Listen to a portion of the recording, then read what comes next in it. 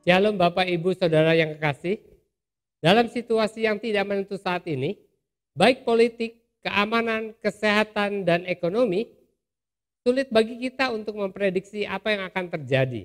Bahkan kadang sulit bagi kita untuk menentukan mana yang benar dan mana yang salah. Sehingga sulit juga bagi kita untuk mengambil keputusan yang benar.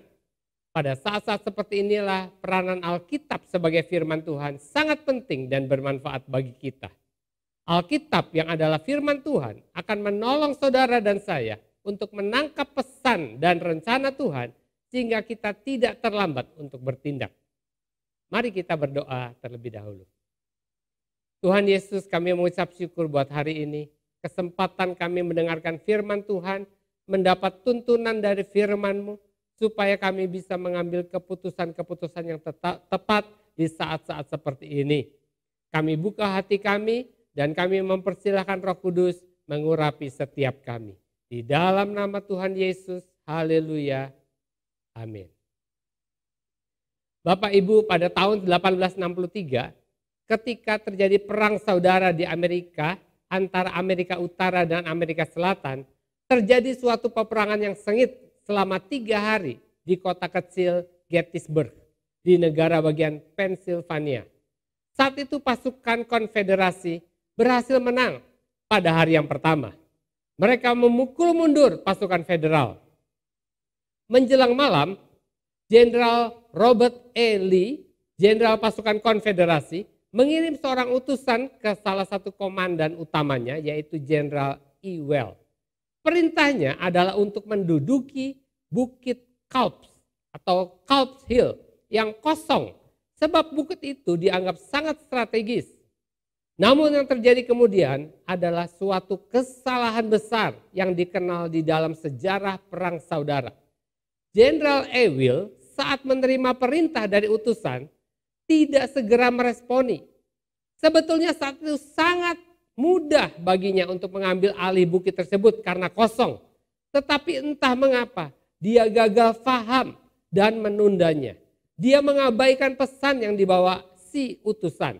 Dan malam itu tentara utara tiba di titik strategis itu, Bukit Culps. Mereka segera menduduki bukit tersebut. Dan dari sana mereka melancarkan serangan yang menyebabkan Amerika Selatan mengalami kekalahan besar di Gettysburg. Jenderal Ewell yang gagal mendengarkan pesan penting telah mengubah jalan sejarah. Kegagalan Jenderal Ewell di dalam mendengar pesan tersebut akan berdampak lebih besar di dalam kehidupan kita bila kita gagal mendengarkan perintah Tuhan bagi kita. Itu sebabnya membangun kehidupan yang bertumbuh maksimal dan berdampak harus dimulai dengan tekun mendengarkan dan melakukan firman Tuhan. Hal itulah yang dikatakan di dalam Mazmur. Berbahagialah orang yang tidak berjalan menurut nasihat orang fasik, yang tidak berdiri di jalan orang berdosa, dan yang tidak duduk dalam kumpulan pencemooh, tetapi yang kesukaannya ialah Taurat Tuhan, dan yang merenungkan Taurat itu siang dan malam. Ia seperti pohon yang ditanam di tepi aliran air, yang menghasilkan buahnya pada musimnya, dan yang tidak layu daunnya. Apa saja yang diperbuatnya berhasil. Orang yang bahagia dan bertumbuh maksimal sehingga berbuah-buah lebat kehidupannya adalah orang yang mau mendengarkan nasihat firman Tuhan dan mentaatinya. Kegagalan kita untuk mentaati firman Tuhan akan juga menggagalkan seluruh kehidupan kita. Tetapi sebaliknya, bila kita mau tekun mendengarkan firman Tuhan dan melakukannya, maka kita pun akan bisa mengubah jalannya sejarah hidup kita menjadi bahagia dan maksimal sehingga berbuah-buah lebat dalam kehidupan ini. Mulailah dengan setia mengambil waktu untuk melakukan 10 disiplin rohani yang sudah kita bahas selama 3 minggu berturut-turut sejak tanggal 20 September yang lalu. 2 Timotius 3 ayat yang ke-16 berkata, segala tulisan yang diilhamkan Allah memang bermanfaat untuk mengajar, untuk menyatakan kesalahan, untuk memperbaiki kelakuan, dan untuk mendidik orang dalam kebenaran. Yang pertama, mengajar. Firman Tuhan bermanfaat untuk mengajar. Setiap kali kita naik pesawat udara, maka kita akan menemukan instruksi keselamatan penumpang. Secara umum, instruksi keselamatan penumpang dibuat dalam dua bentuk. Yang pertama adalah peragaan atau penjelasan yang dilakukan oleh para awak kabin yang dilakukan sebelum pesawat lepas landas. Di beberapa maskapai penerbangan, penjelasan atau peragaan ini dibuat dalam bentuk video. Dan yang kedua adalah penjelasan dalam bentuk gambar dan tulisan yang dicetak dalam sebuah kartu. Pada intinya, instruksi keselamatan penumpang menjelaskan hal-hal yang penting yang perlu kita ketahui selama pesawat mengudara serta apa yang harus dilakukan di saat pesawat dalam keadaan darurat. Maskapai penerbangan memberikan instruksi keselamatan penumpang agar para penumpang memiliki pengetahuan yang benar tentang apa yang harus dilakukan selama berada di dalam pesawat. Demikian juga Tuhan memberikan firman-Nya agar kita mendapatkan berbagai pengetahuan yang benar sebagai pengikut Kristus. Rasul Paulus di dalam 2 Timotius 3:16 menuliskan tadi bahwa segala tulisan yang diilhamkan Allah memang bermanfaat untuk mengajar, untuk menyatakan kesalahan, untuk memperbaiki kelakuan, dan untuk mendidik orang dalam kebenaran. Dari firman Tuhan tersebut, salah satu manfaat firman Tuhan adalah mengajar. Firman Tuhan mengajarkan kepada kita tentang siapa Allah sebenarnya. Melalui firman Tuhan, kita dapat semakin mengenal kodrat, sifat, kehendak, dan rencana Tuhan di dalam hidup kita.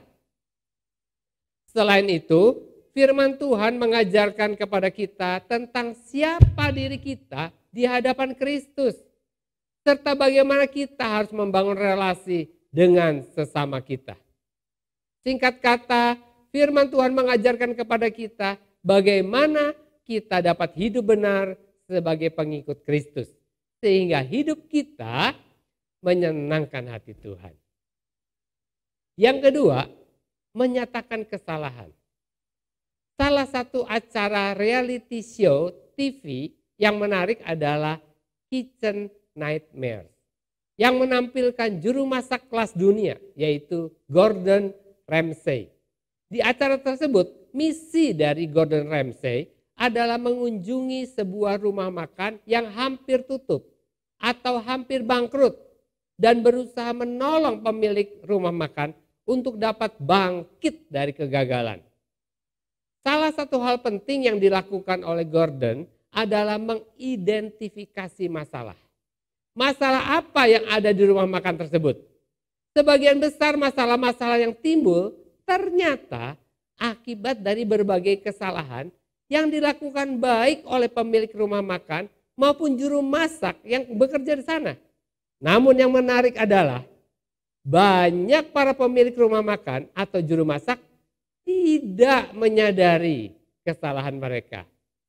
Kunci untuk mengalami perubahan adalah menyadari kesalahan yang kita lakukan.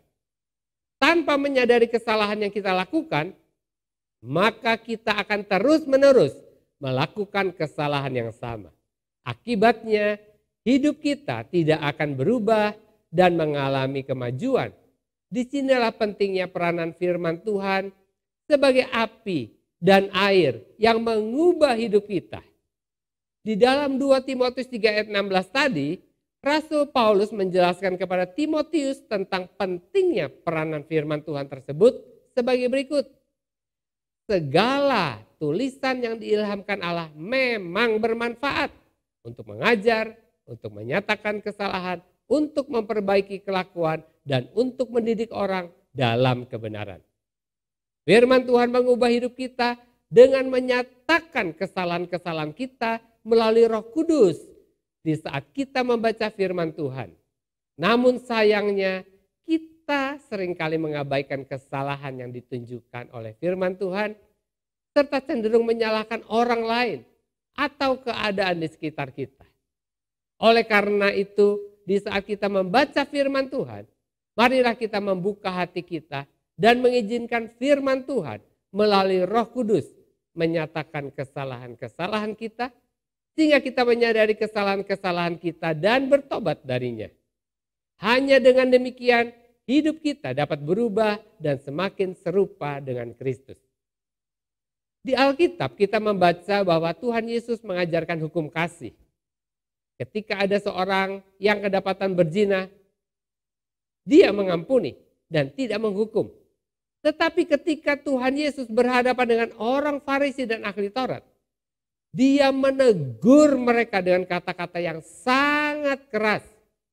Sampai 7 kali Tuhan Yesus berkata kepada orang Farisi di dalam Matius 23, celakalah kamu.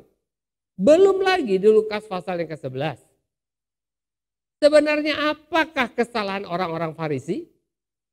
Dalam Lukas pasal yang ke-11, Yesus menunjukkan kepada kaum Farisi kesalahan-kesalahan mereka. Supaya jangan kita tunjuk hidung mereka, tetapi kita juga sama seperti mereka. Yang pertama, mereka mementingkan penampilan luar yang baik. Lukas 11 ayat 39 sampai 41 berkata, tetapi Tuhan berkata kepadanya, kamu orang-orang Farisi, kamu membersihkan bagian luar dari cawan dan pinggan, tetapi bagian dalammu penuh rampasan dan kejahatan. Hai orang-orang bodoh, bukankah dia yang menjadikan bagian luar, dia juga yang menjadikan bagian dalam?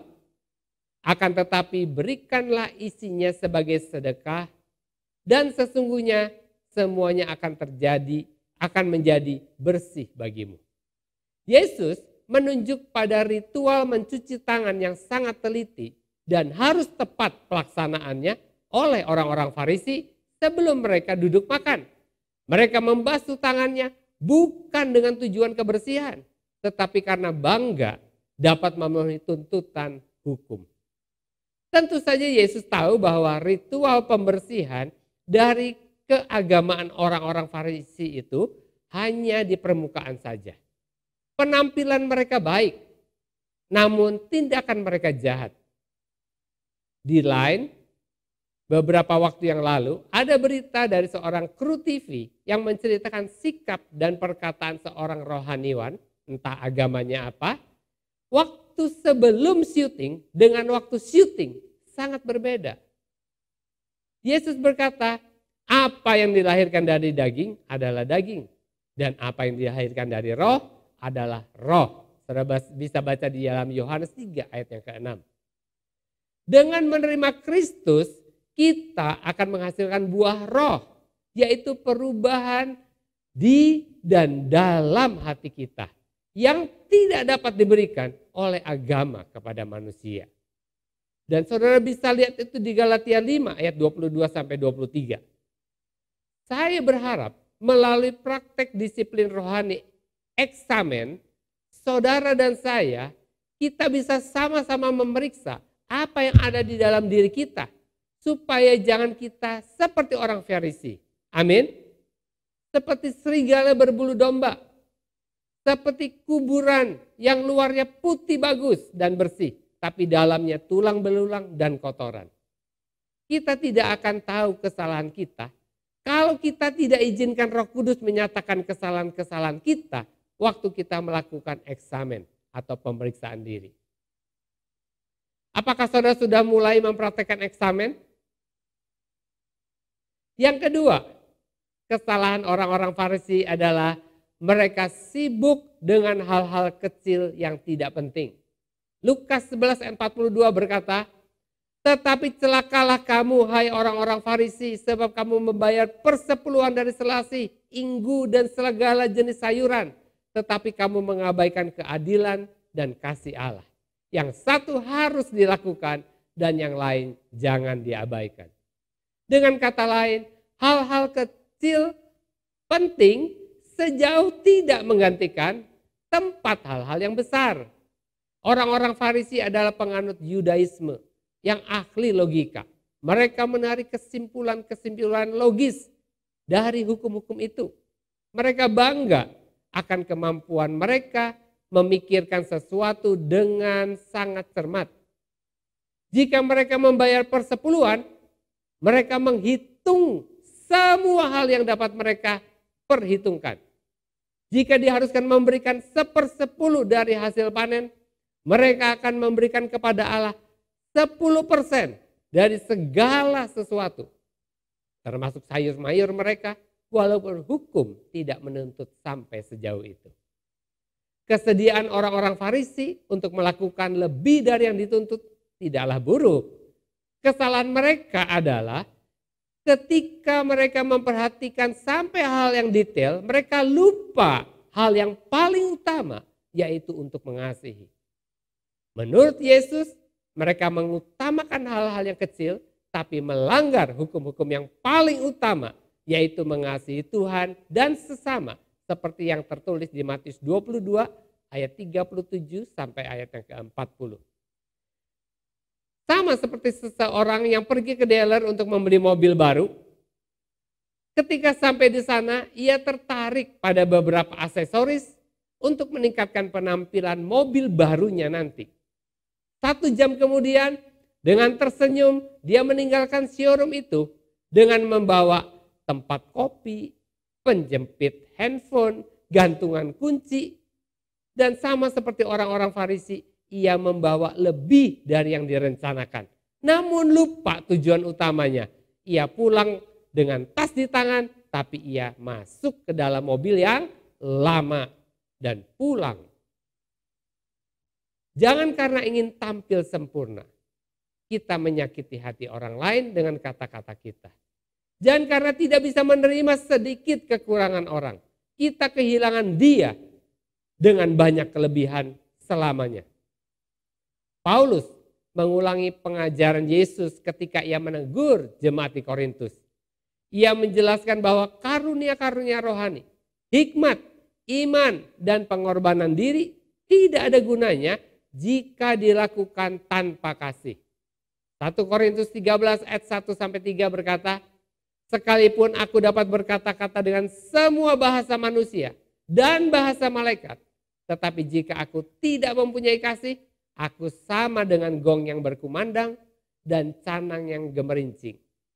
Sekalipun aku mempunyai karunia untuk bernubuat dan aku mengetahui segala rahasia dan memiliki seluruh pengetahuan, dan sekalipun aku memiliki iman yang sempurna untuk memindahkan gunung, tetapi jika aku tidak mempunyai kasih, aku sama sekali tidak berguna. Dan sekalipun aku membagi-bagikan segala sesuatu yang ada padaku, bahkan menyerahkan tubuhku untuk dibakar, tetapi jika aku tidak mempunyai kasih, sedikit pun tidak ada faedahnya bagiku. Yang ketiga, kesalahan orang Farisi, mereka suka dipuji orang daripada dikenan oleh Tuhan. Orang Farisi dan ahli Taurat memanfaatkan jubah rohani mereka untuk dikenal sebagai orang yang rohani dan dikenal Allah supaya terkenal.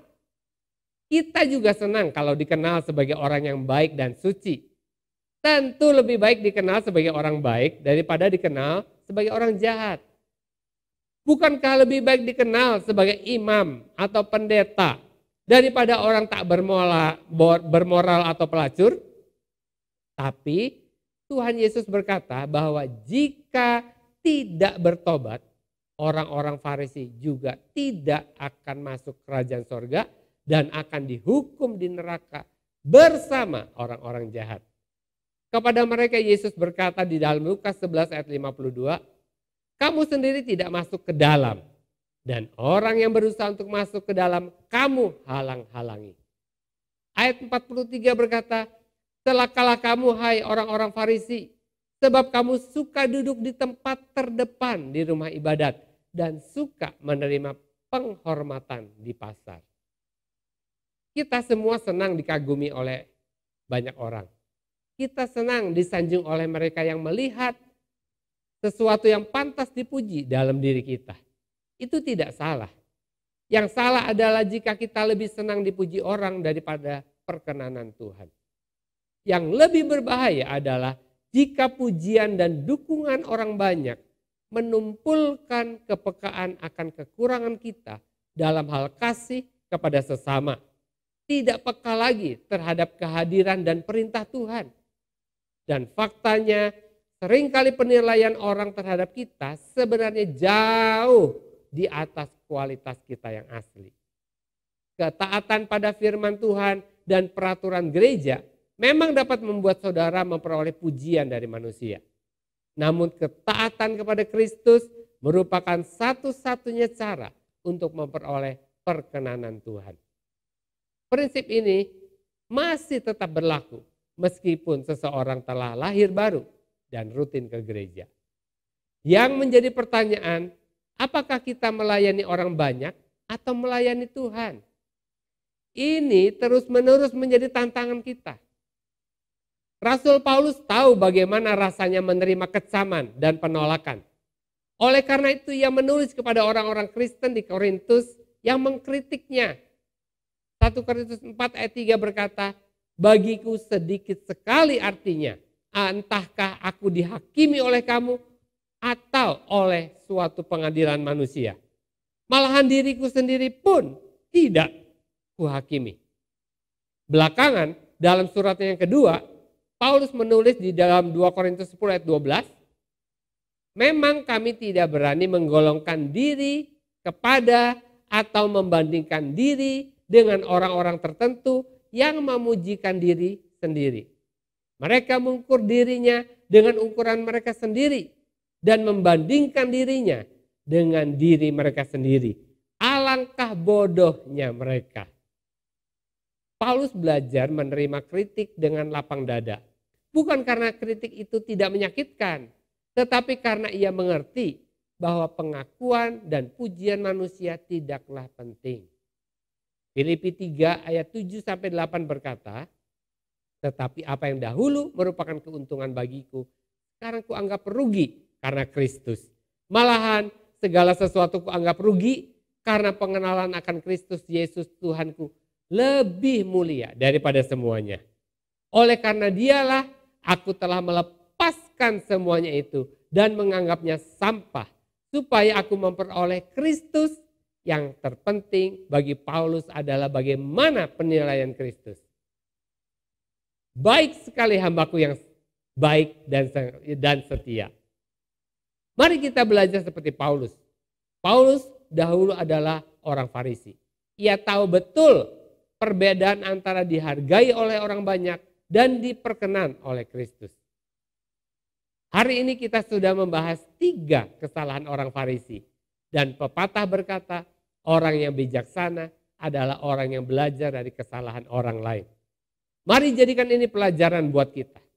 Minggu depan kita akan masih membahas 5 kesalahan lain yang dilakukan orang Farisi. Dan bagaimana cara kita mengatasinya. Pastikan saudara mengikuti ibadah online minggu depan juga. Mari kita tutup dalam doa. Bapa, kami mengucap syukur karena Alkitab juga menolong kami untuk melihat kesalahan-kesalahan kami. Kami juga mengucap syukur buat Roh Kudus yang menyatakan kesalahan-kesalahan kami, mengingatkan kami akan apa yang salah yang kami sudah katakan dan perbuat. Pimpin kami supaya kami tidak menjadi seperti orang-orang Farisi dan ahli Taurat. Supaya kami bisa menjadi hamba-hamba yang baik dan yang setia. Terima kasih Tuhan, berkati setiap orang yang menyaksikan program ini. Tuhan berkati mereka berlimpah-limpah. Tuhan yang memberikan hikmat dan kebijaksanaan kepada mereka di dalam mengambil setiap keputusan-keputusan penting dalam hidup mereka. Di dalam nama Tuhan Yesus, haleluya, amin. Tuhan memberkati, sampai berjumpa minggu depan.